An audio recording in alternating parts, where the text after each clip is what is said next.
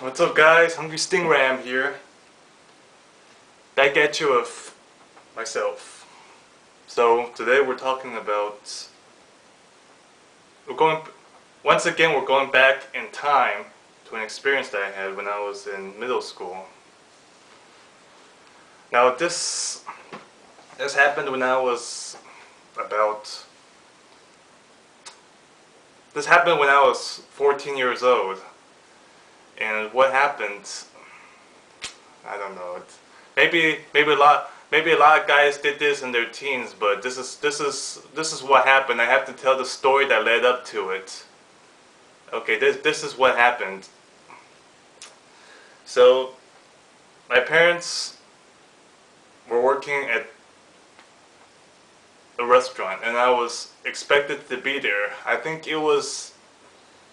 I remember that day there was no school that day, and I stayed home. Then I didn't know any better, but I went on the internet, looked up YouTube, looked at two girls making out, and then like they say, I ejaculated.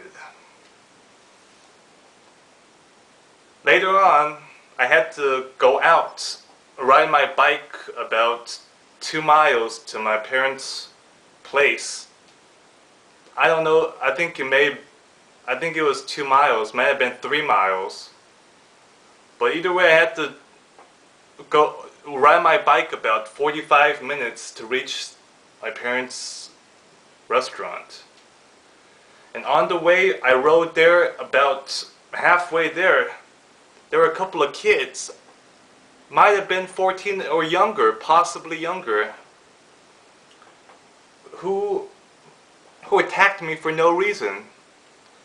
One of them rode up beside me on my bike, and he just hit me for no reason. Then the other kid, pretty young, he was younger than me by a few years. I was 14, he was younger than me by a few years. He rode up beside me and he kicked me in the leg. Then the other kid, oh yeah, I had this little basket thing, so I had this little flashlight in the basket. What happened was after I got hit twice, I hit by the kids, physically hit. I hit a bump I hit this little sidewalk edge, and then my flashlight fell out. Then another kid came right up to me, and he just punched me in the face. And at that time, I didn't understand what the hell happened. So then I went back, so then I just pretended I had no choice. You know, the kids already, I guess I moved on, and I went to the restaurant. And then, you know what happened afterwards? And then I had to work at the restaurant after this incident. But you know what happened with this accident? You know people's reaction when I tell them the story? The reaction is that, and you know what happens? Basically what I'm trying to say is that if you tell people the story, don't expect them to say anything positive or negative to you, because you'll probably be disappointed. What I mean was, when I told people who were in my circle of communication about this incident, their reaction, I was a kid, their reaction was, well, you should have done this, you should have done that, maybe this. Basically, lack of understanding for the situation. But you know what? The only one who can make you feel good in the end is yourself. If this incident happened, the only person who can heal yourself is you. You shouldn't depend on anybody else to try to. Anytime you feel a traumatic incident, you shouldn't feel the need to have other people.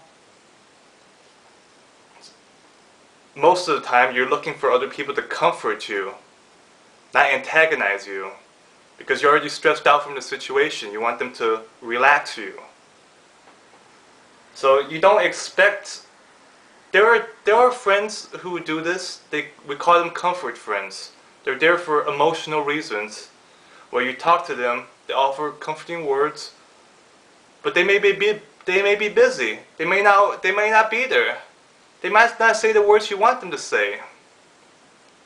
But that's okay. In the end, a person has to learn to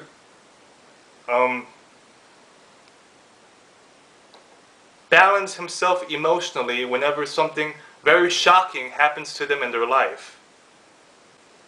Now, I could go into detail about how to do this. There are multiple ways to balance yourself out. Let me name possibly the foundation of everything that if something like this happens, what would probably be resourceful is to just turn off the music, turn off everything, just silence, and possibly look at something related to nature and just think. Just think. Sometimes you just need to think. Another type of resourceful method that I think would be helpful would be to this is getting some people. This is just an idea. From my experience, this is helpful. From my experience, whenever something somewhat traumatic happens, what would be good is taking a cold shower, just letting yourself cool off, just letting yourself think under the cold shower, helping you relax. Then later on, laying down on the flat floor, just still. Don't even think of it as sleep, because you're probably not going to sleep you're probably not going to drift out of consciousness. You're probably just going to lie there, and just lie there on the flat floor, no pillow, just letting your body balance its posture out. Because when your body balances out its posture, it tells you the truth, pretty much. It reveals things to you that you probably didn't know in the situation. So it balances out posture. That's why I'm recommending it. And the cold shower promotes deep breathing. That's why they go hand in hand together. Deep breathing and good posture, they sort of complement each other when you put those two habits together. That's why I'm talking about it. So nature, silence, cold showers, and hard floors. Now for this incident, I have to say some words that's been resourceful for me by, let's just say, a man that I look up to in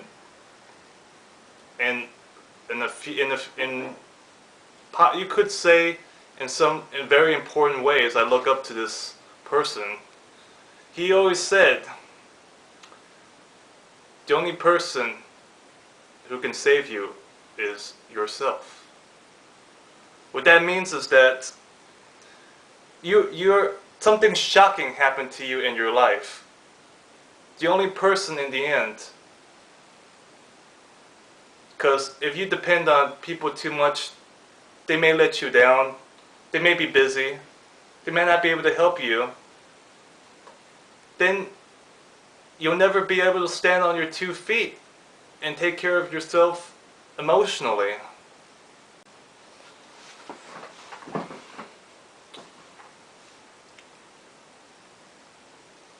So, what I learned from like I said, what I always what I always remind myself is that if you're feeling very shocked from the experience that you may have had, remember that what how you think and what you think. It may seem like it's what I remember is that I never tried to control what you think or how you feel, because it's connected with your body. It flows naturally. You can't. It's hard. It's difficult to stop it. But what I remember, what I do know that you can control is, especially this is an important concept, is what you put into your eyes and what you listen to. Especially in the age, what I like to call, everyone knows about the internet, or what I like to call the magic box. I don't know, I think of the computer because to me it just seems like I just call it the magic box. But if you, in the day of the internet and stuff, the magic box, that's a different type of environment. This day and age, you can control what you put into your eyes, into your ears. So if you're having trouble with the shocking situation, but maybe you don't know what to look for, maybe that's the problem. What I recommend before you do anything, like I said, nature, silence, cold showers, hard floors, just some ideas to help you balance. But in the end, remember that the person who can ultimately save yourself from, especially from emotional shock, is yourself. So I hope this helps. See you guys next time.